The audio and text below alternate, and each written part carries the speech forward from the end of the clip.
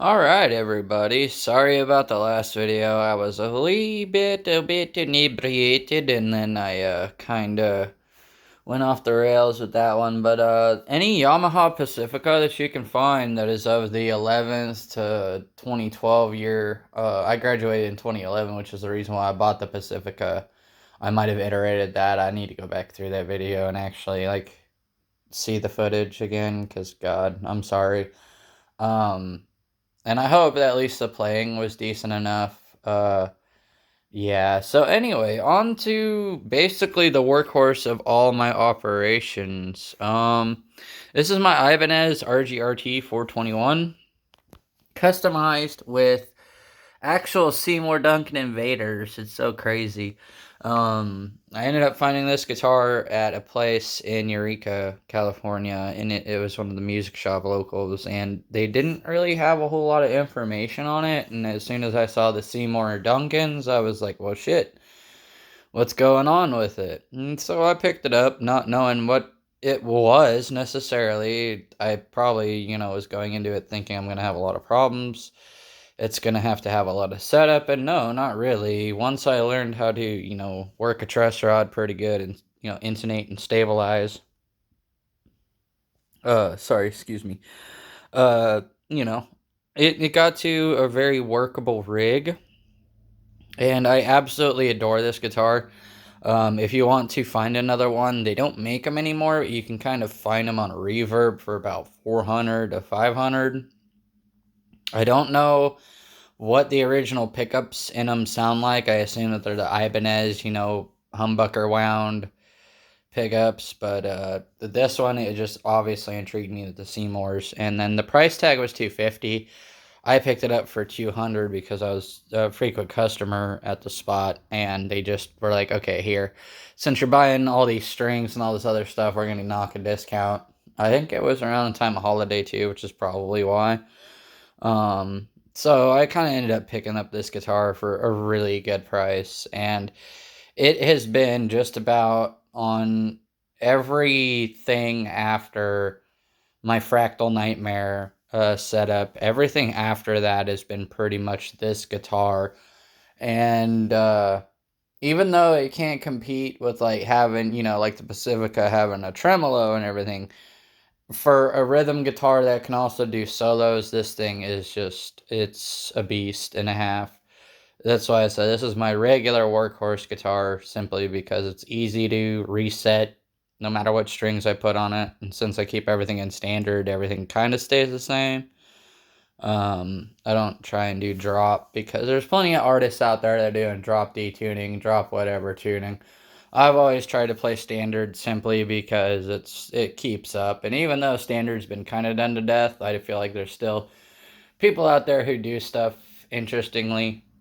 Um, I don't like giving up the artists that I love that super underground, because then they become prominent and then played out. So yeah, other than like Buckethead, which is like a big thing that I openly promote because I wear a lot of his merchandise along with all the other bands that I play regularly in my car, whatnot, in the house. Yeah. So there's a few that I like to keep that are underground that still play or standard E tuning. But now we're gonna get on into the regular meat and potatoes. Will it metal? So obviously, this guitar very easily will metal. Um, I've actually got it set up for, playing the classic uh, metal sphere. And I've been playing with this for a long time. This is an old Brain 1.14 pick. Uh, I'm gonna drop that right now to play with the newer Jim Dunlop full 1 millimeter. Like, this thing is just flexible enough. Also, a lot of people, if you're trying to go for more solos, pitch harmonics, 2 millimeter. This grip pick that I've got, wonderful. And then if you're trying to go for more soft stuff, this cool pick that I've got, it's I think a half millimeter, 0.6. Okay. So I'm just gonna go with the Jim Dunlop and kind of play something for y'all. Let me make sure this is not.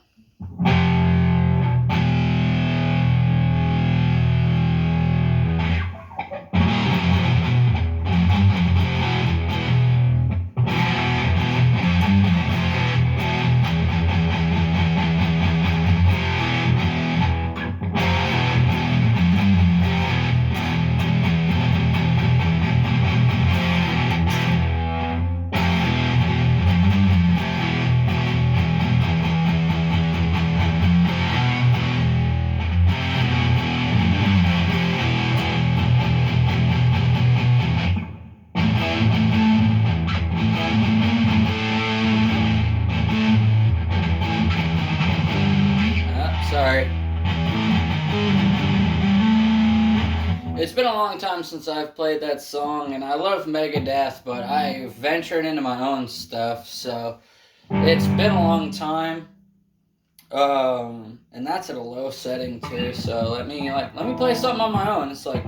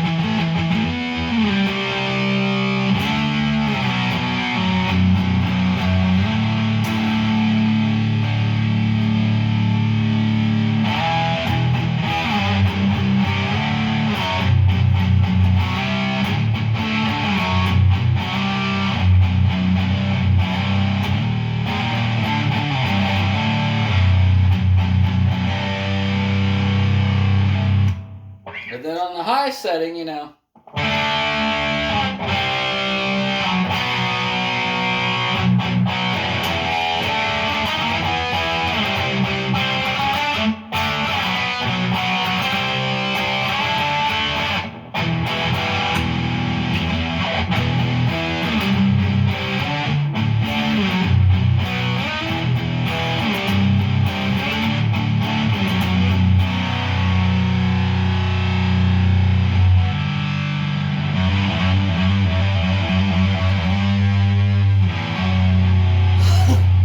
So, after a while, when I got this guitar, I don't think the original owner knew what was going on. I think they just hot rodded this guitar because I'm pretty sure when it was first available, it was probably $300 at best with the original pickups.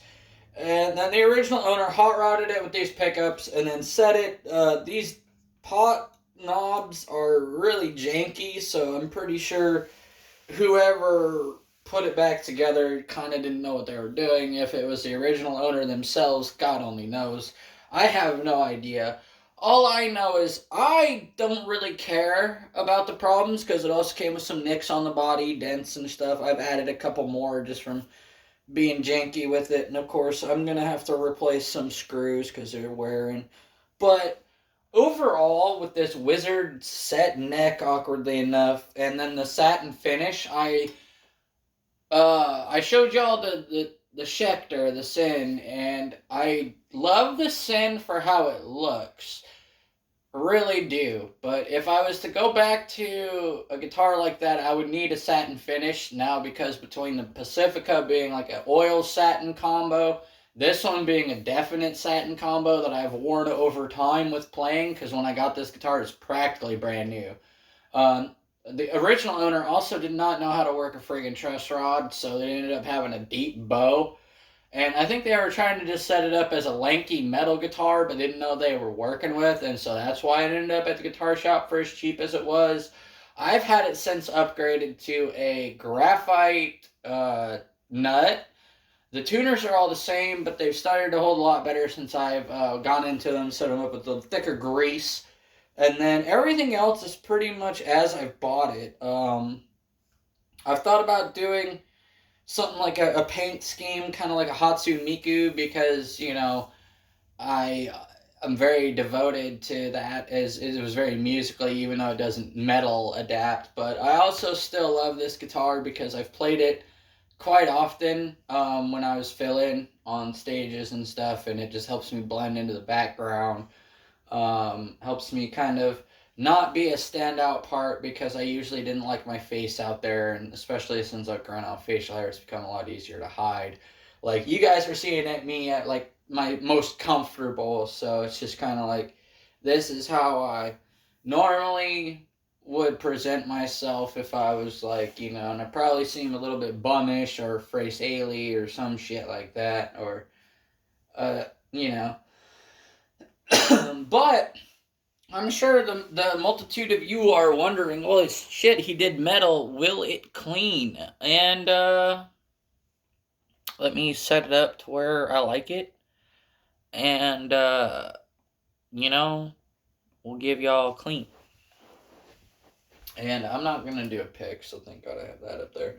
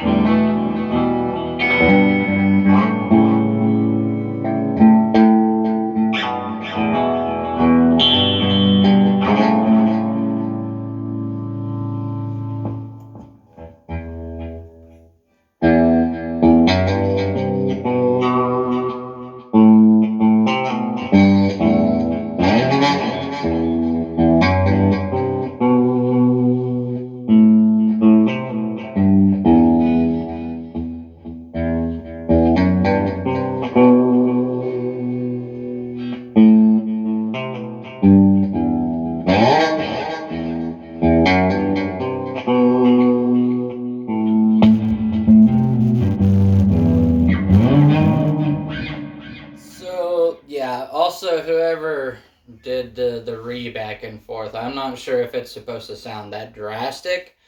I don't think they wired it up quite correctly, but it still actually makes noise on both ends. So like if you notice on this end, there's a lot of effort.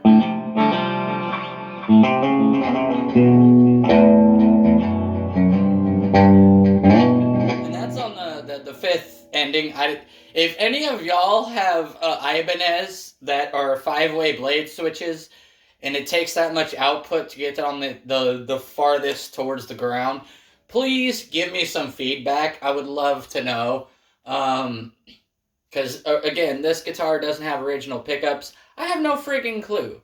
So let's just say I'm going to crank it. And this guitar also has a lot of feedback due to the pickups. They're hot wound and not completely encapsulated. I don't even think they were waxed.